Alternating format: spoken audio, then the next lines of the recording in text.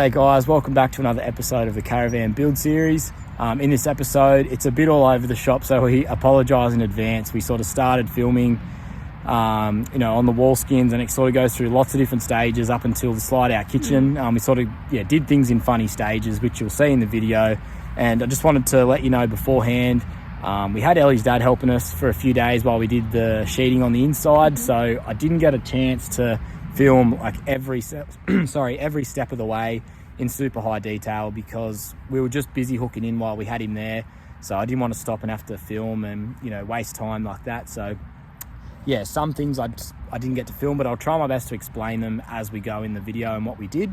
And if you do have any questions, just pop them in the comments anyway. For sure, and we'll answer whatever questions you have. Yeah. But so in this video, or in this episode, we sheet the inside of the van. I ran the wiring, same thing again. I didn't get to film a whole lot of that. And we also did our slide out kitchen.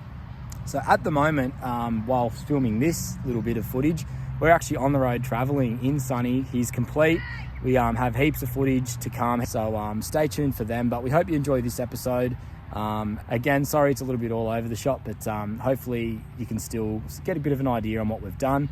But yeah, like Ellie said, any questions, pop them in the comments and we'll reach out. So this morning we went to Bunnings and bought some 10mm Foilboard insulation. So we're going to go around and insulate the van. We got the 10mm stuff only because it'll still give us enough room to run wires in front of it, so we can insulate it first and then we can run all our wiring. So we're just going to cut it here, and then we've got a spray adhesive that we're going to spray on, obviously the foil side of that, the reflective side of that, and on the cladding, and then just sort of stick it in all in between all the wall framing.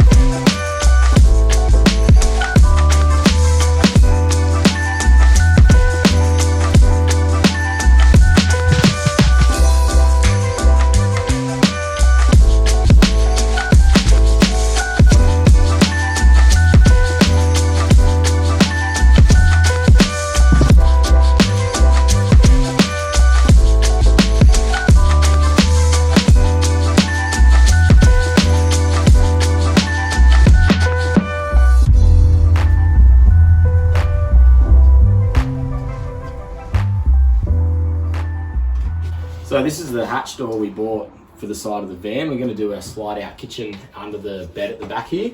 And actually, if you come over here, it fits pretty snug in there. So what we're going to have to do is just cut this little bit of framing under here and above there. And then we've bought this bit of channel from Bunnings. So we'll pretty much move that over and re-rivet it back in under the frame on that side. So it frames it up, and then we'll cut the hole out, and then we'll screw it in from the outside.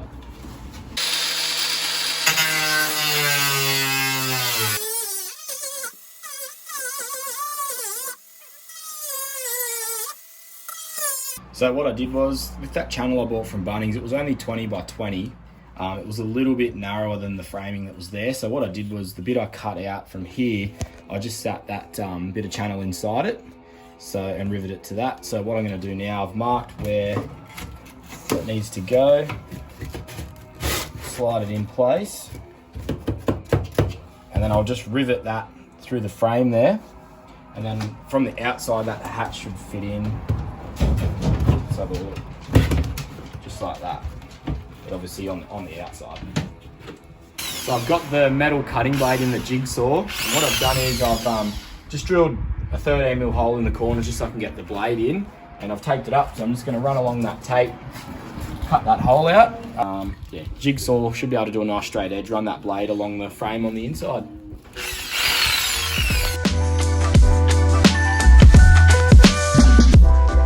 We got the hole cut, see if it fits.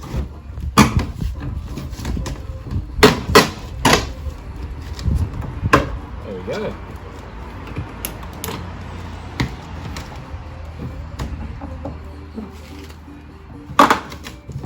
pretty good.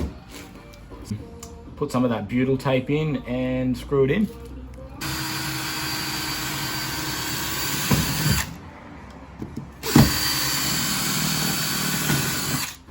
So to seal this hatch in, we're just using the same stuff that we use to seal the windows and everything in. It's like that butyl mastic tape, I think it's called, or putty tape. So we're just going to go around, put it all around this hatch, and then screw it in with some 8-gauge screws.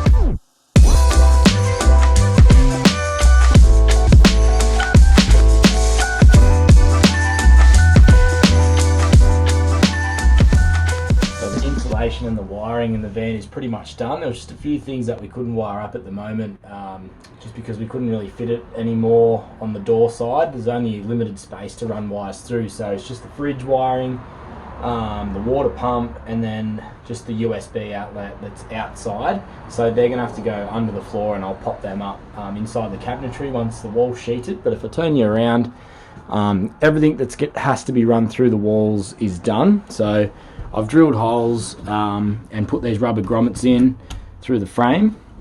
So basically under this dinette seat's where the distribution block's going to be.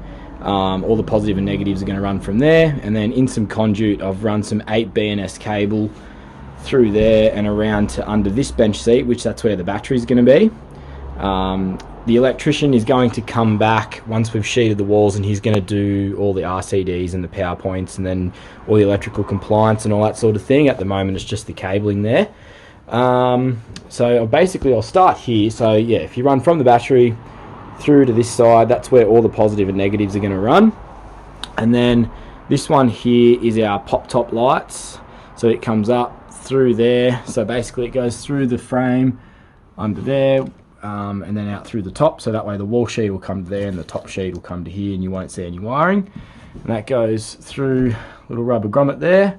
That one runs across and up to the pop top lights through that ceiling rose and to these lights in the roof. And then the other one comes up, and yeah, just this end, they're touch dimmable ones. We just thought, because you're sitting here and you're so close to the ceiling, you can just touch and turn them on either end. And then with the pop top lights, I've wired it into this switch, so all the lights are only 12 volt, no 240 volt in the lights. So top one is for the pop top lights up in the roof there, and then this one is for the oyster light outside. And then we've got, what else do we have here? So they run up through there, through the frame here, added some more grommets and conduit through there.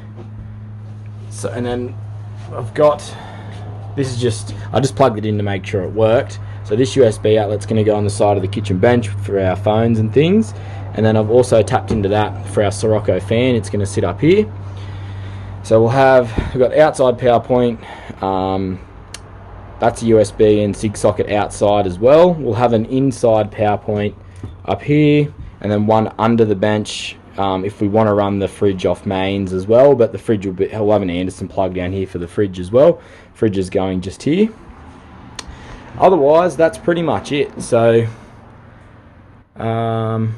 next job is to sheet it. So I'm just going to try and make a bit of a template, and then we'll hopefully get it sheeted this week. Just to give you a bit of a look, the templates have worked out alright. We had to do a little bit of back and forward, taking little bits off here and there, but we've got this sheet up and we've got that end up as well. It's looking pretty good. We just didn't want to join, because both the sheets, because they're both 24/40 I think long, it would have just left a 60mm gap, and we didn't just want to do a 60mm join, so we cut the sheet there, and then we'll do another actually probably do a little join above the door, and then we'll just do a full sheet, or a full bit there. But it's turning out pretty good. Got the Sirocco fan in there, power point, and then USB outlets there. We still got to wire up, and that's the USB outlet for outside. So behind every 240 volt outlet in the Caravan, I cut a piece of ply and place it directly behind where that outlet's going to go. That way the cabling isn't going to be rubbing on that aluminium cladding. Light switch, and then that's where all of the positives, negatives are going to come through for the distribution block. So we'll try and get this side at least finished off today, and maybe that side over there started. Haven't really been filming too much just because we've been hooking in and trying to get it done, trying to beat the heat because it's pretty warm today. But yeah, we're making pretty good progress.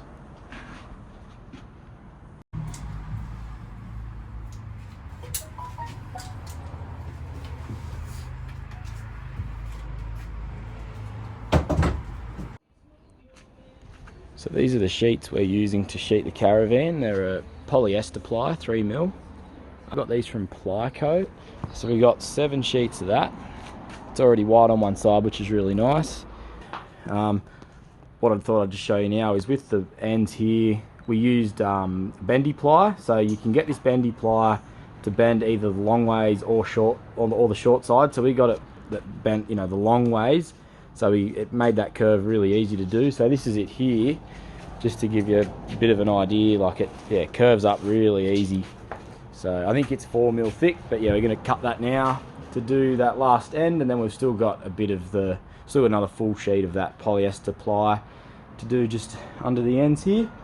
But it's coming out pretty good.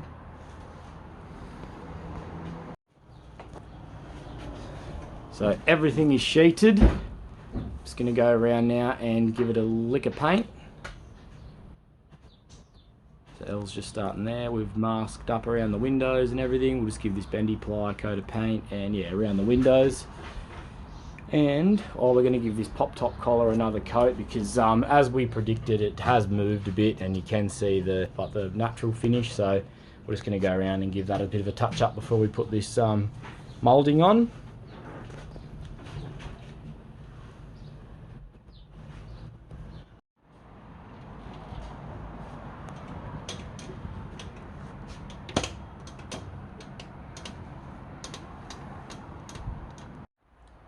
So this is the finished product from yesterday, the last few days of work. Got the walls all sheeted. We've also got the bendy ply up and painted, and then lights and new lights in the dinette and the bed end put in. We've trimmed off the bottom of that pop top collar with a bit of, I think it's the 25 by 25 PVC moulding. We've just primed the floor. We're just about to lay down our new vinyl flooring. So the one we went with was the clear walnut from Bunnings. It comes in a 2 metre wide roll, so we only have to take a little bit off the edge, and we'll just cut around the mud guards and we'll glue it down. But I'm keen to see how this turns out.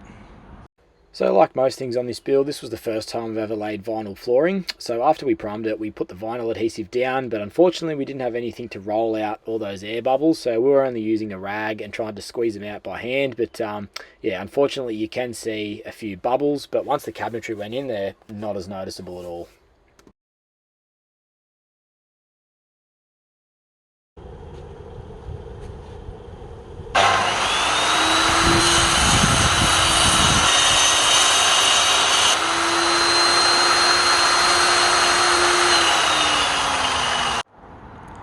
So I've got all the pieces cut for this slide out kitchen. The way I'm going to attach it, which I've never really used one before, is with a pocket hole jig.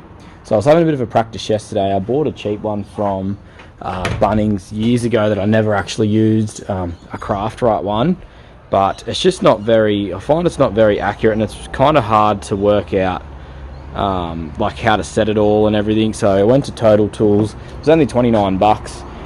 This one here is really cool because it is in Imperial, but it's easy to convert. You can flip this back thing around and it actually locks onto the edge of your timber, which is really handy. And then it's got all your adjustments there. You can slide it to click into where you need it to, and it's also got a stop on the back so you can set the collar on your bit. So I'm going to give that a go now. I'm going to mark out all the pieces, pre-drill them all, and then try and glue and screw it all together. So for this slide out kitchen build, I used 12mm ply, but mistakenly I bought non-structural. I was supposed to use structural. It still worked out okay, but it's just, yeah, you can tell the quality of the ply is not as good, and it was a little bit harder to work with, but yeah, managed in the end.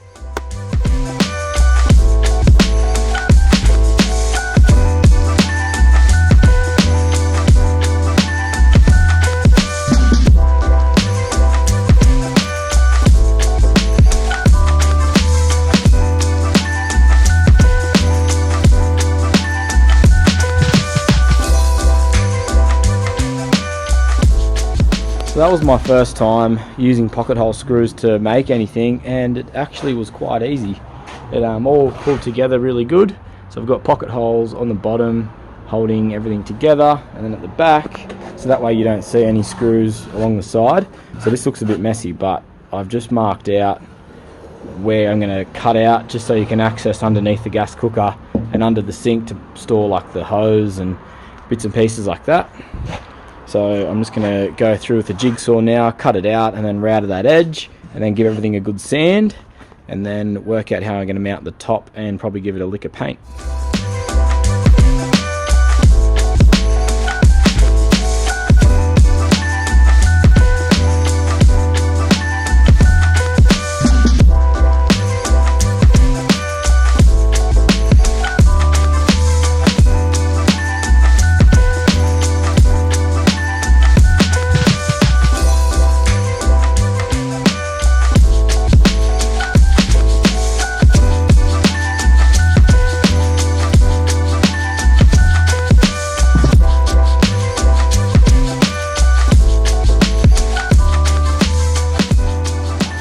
So I've just finished painting the slide out kitchen.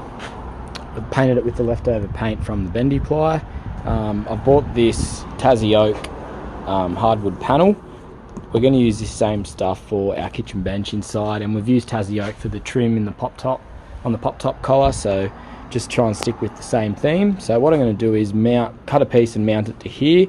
And now I've actually just come up with a new idea, and I'm going to cut a piece and put it here as well, which is where the gas cooker will sit on, but I think I'm actually going to hinge it, so that way you can lift it up and get things more easily, because this cutout isn't super big, so you might not be able to fit, like, say, a roll of paper towel or something in there, whereas being able to lift the lid up, you can just fit a few more things in there, I think.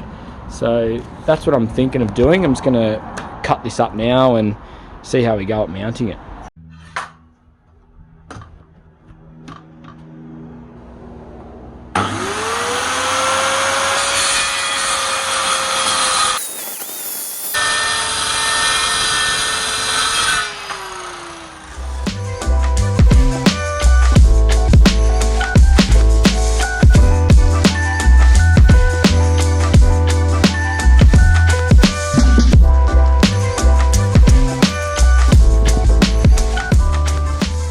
Rightio, a bit of an update. So I've got the top mounted on. I've also, I'll just move that over there, rigged this up. So put a little gas strut in there, a couple of catches, some hinges, so that way anything bigger that won't fit through there, you can lift the lid up, pop it in there, so that closes down, locks in like that. So I went to the local steel supply and bought some 50 by 50 by 3mm angle. So I've just etch primed that, and I've got some 1200mm long 125 kilo rated locking drawer runners, and I've just cut some of this pine again. So what I'm going to do is screw this down to the floor so it's level with this, and then the angle will mount here, and then the runners will mount to the angle, so that should then clear that lip of the door. So I'm about to try and tackle that now.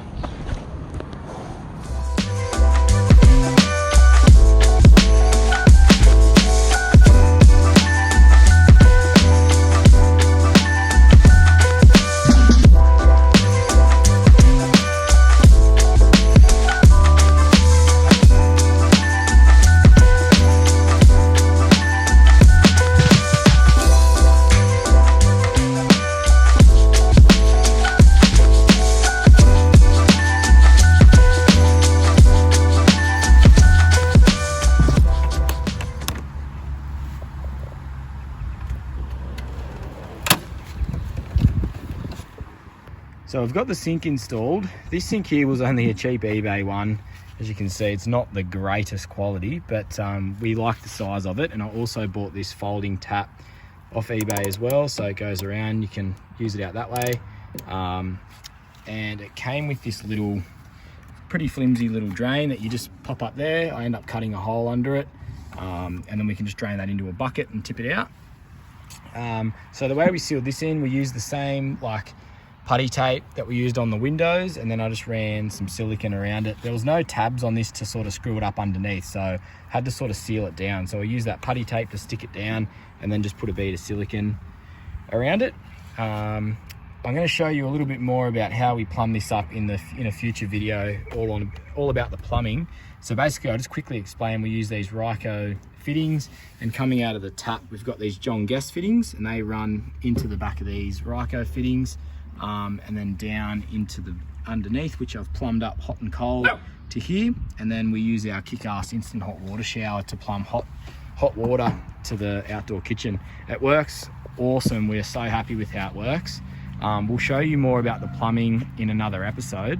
But yeah, that's the completion of the slide out kitchen, and it works really, really well. We're super happy with how it works. So this spot here was where the old fridge vent was. Now we decided to get rid of the fridge vent because we actually moved where the fridge was going. So we thought there's no point having a big open vent there doing nothing. It's just a spot for dust and water and stuff to get in. I'll overlay some photos now. You can sort of see, like, the old one was just covered in bugs and there was a heap of dust in there.